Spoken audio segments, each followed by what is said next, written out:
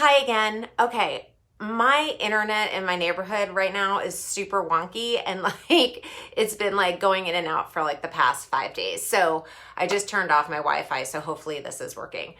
Anyway, take two on the two books that are rocking my world right now, and it is Burnout by the Nagoski twins and The Heroine's Journey by Maureen Murdoch.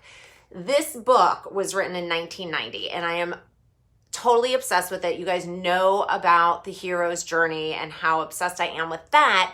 But now I feel like my entire life is getting blown up because I'm like, oh my God, this is actually what it's about.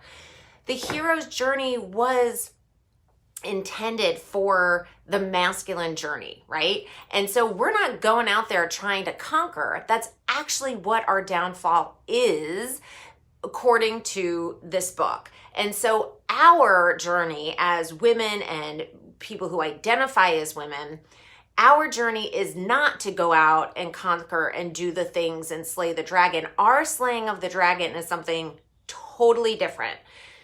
What happens is we as women, as little girls, we decide to, on some level, consciously or not, disconnect from our mother. It could be the symbolic mother or the literal mother, but symbolically, this is the feminine part of ourselves. And the reason that we disconnect is that we see that feminine as weak. And here's the part that's blowing my mind about this book. That weak feminine shows up like the drama triangle or the victim triangle. So it shows up as like, she's seeing the feminine as like a martyr or an enabler or a victim or a persecutor. Like if the mother is too strong, they also disconnect. And so when this little girl disconnects from that mother, she aligns with the father, right? And so again, symbolically, this father is essentially the patriarchy, and also the literal one. But what happens is we are getting conditioned as women to go against our natural inclination and strive for something that males and the masculine energy strive for. So we then learn how to keep going, keep doing, like just trying to attain in order to achieve acceptance from the male. And so this book is amazing because what it is saying, and it's related, I mean, it's totally different from the other book that I'm going to talk about, but what is interesting in both is the necessity to feel your feelings, okay? And so what Maureen Murdoch is saying in The Heroine's Journey is that our cave and our slaying of the dragon is actually this moment in time where we either have this catastrophic event that happens to us, like what happened to me, or maybe it's this wound that you have inside of you that's never gotten healed that nobody else knows about. But we have this on the floor moment where we just go into that dark cave. And that dark cave is that well of emotions and feelings that we've been conditioned to not feel and to not express. And so when we allow ourselves to go into that pit or that cave, that it really is, or that womb, and what happens is we isolate, right? She talks about isolating. And so we withdraw from our surroundings and our people who are, again, other women who are conditioned to strive and go and do, that are all like, oh yeah, this is what we do. We get married, we do the things, we have kids, or we like climb the career ladder or whatever. And then we're like, okay, maybe the next thing is going to fulfill me, or maybe the next thing or the next thing. And ultimately it's inside, right? And that's the cave. We have to go inside.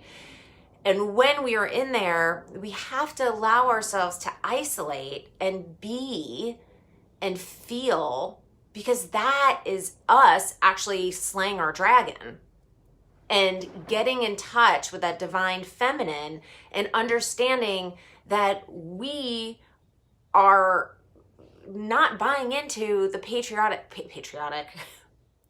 patriarchal system, and that even though we live in it and it's actually falling in my mind, we could still embrace our divine feminine and do what we need to do, which is be in that flow and be intuitive and be dreaming and all the wonderful aspects of being a feminine being.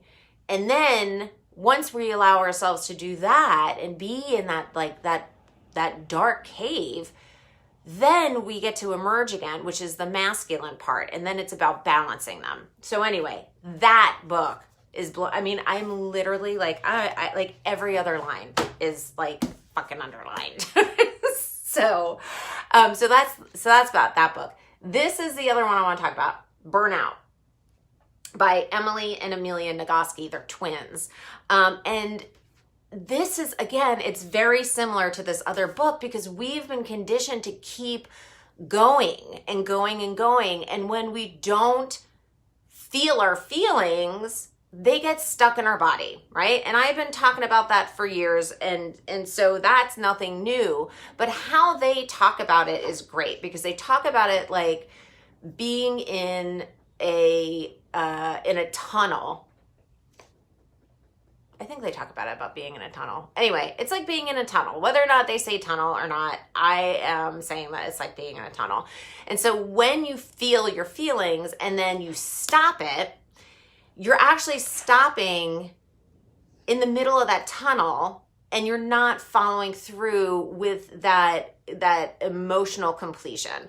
And again, we've been conditioned to ignore our feelings or stuff them down to our toes, or whatever our family of origin told us that either they're too big or you don't express them or whatever. When you look at feelings and emotions, it's literally science. They're little like brain waves that go through your brain to create a reaction in your body to be hopefully expressed, right?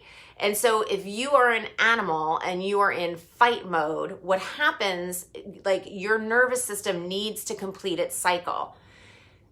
And so if you're an animal, you're going to like go into fight mode. And then what happens is you shake it off, right? And then that's the completion of an animal's fear response, right? Which is all about the nervous system. And so the fight, flight, freeze, and as a lot of women, we have the fawn response. But the way that we finish that cycle is not by shaking it off like a dog. We actually have to express our feelings. That is our release of the nervous system, so it could equilibrate again. So if you are cutting that off and not feeling the feelings, you are creating emotional burnout. And then it just starts adding, what's the word I'm looking for? Jesus, like compacting, right? So it's just one layer on top of another, on top of another, on top of another. And then we're exhausted and we're like burnt out and stressed out. My dog is like right near this thing that's holding up everything. So if anything starts to move, it's because of him. So anyway, so with these two books, it really is about learning how to feel your feelings, express them in a healthy way, and then understand it. Because once you allow yourself to be in that cave and feel the feelings, that's where these nuggets of wisdom come from. So these two books are totally rocking my world. Other ones that are always on the top of my list are The Alchemist, which is the hero's journey, but it's such a great, awesome novel. The Empath Survival Guide. Any empath out there, you need this book. It is literally like the Holy Grail. It makes you feel like you're a fucking normal person and you're not a freak of nature. The Power of Now, also amazing. Eckhart Tolle. Like, when I first read this book, which was about a year after Jack died, I was like, oh my God, this is like so helpful, because if you are constantly future tripping, it's going to create anxiety and you're going to be living in fear or worry or what have you. And then if you're constantly living in the past, you're going to be, coulda, woulda, shoulda, or grief or sad or whatever. But when you're truly present, you're like, oh, okay, like right here, right now, I am okay. And it's super cool because he totally talks about like time being an illusion. And again, we're all being conditioned to live a linear life, and which is very masculine. And, I feel like I'm all about the patriarchy coming down, and like, can I get like a amen or something? But it's like, this system is breaking and I'm so fucking excited about it. But anyway, The Power of Now is amazing. So if you haven't read it, has anybody read it? Can you drop it in the comments if you've read it? Like, I absolutely love that book, or any of these books. Like, if you've read any of these books, like, I want to hear what you think about these books. So drop them in the comments. Big Leap, so good. It's all about fear and overcoming fear, and how we all have fears and how they show up in our lives and how we could use that to keep going forward. And the last one, Man's Search for Meaning. Like, if anything, like, this is on the 100 books to read before you die. It is so powerful. He is a psychologist that is in like 3 concentration camps, and he survives it, and then he creates this whole form of therapy based on what's your why, and you always have a choice no matter what experience you're in. And you do not have to be a therapist or in the field of psychology to love this book. It is amazing. And it's like, if you are stuck and feeling that you don't have a choice, like, you totally need to read this book. And Untamed. That's another book that by Glennon Doyle that I was I'm totally loving. And it's like a manifesto for taking down the patriarchy and like not being conditioned by society, because what is happening, people, is that we are just a product of our society. So if we start to like really tune into ourselves and really start to observe what's happening in our culture and our society, which I think everything that has been happening in our country for the last 4 years and the past year with COVID has like leveled us up it's leveled us up in terms of like observing and going, okay, what's important, what is happening, and just observing it and not taking it in. And so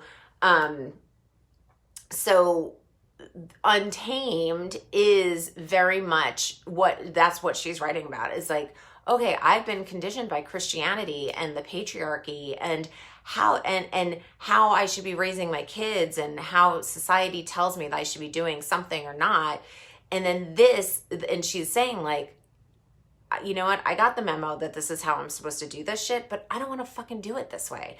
I'm going to do it the way that feels right for me. So anyway, those are my books that I absolutely love. So I would love to hear from you guys and hear if you've read any, if you've read any of them, or if you, if you've read any of them, what you think. And also get these books. They're so good. The Heroine's Journey and Burnout.